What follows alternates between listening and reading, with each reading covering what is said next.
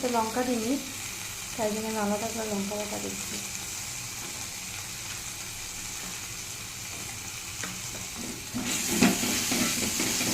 ভালো করে আবার কষবো।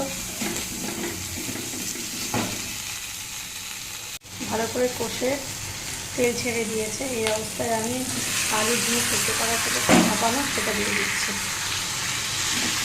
আর পেঁয়াজটাও তো ভেজে রেখেছিলাম সেটাও দিয়ে দিচ্ছি।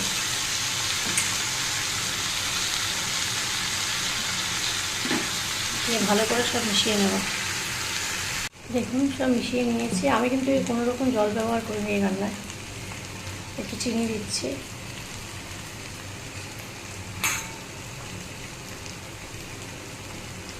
আপনারা তো পোস্ত করেন, একদিন এরমভাবে বানিয়ে দেখবেন, ঝরঝরা পোস্ত।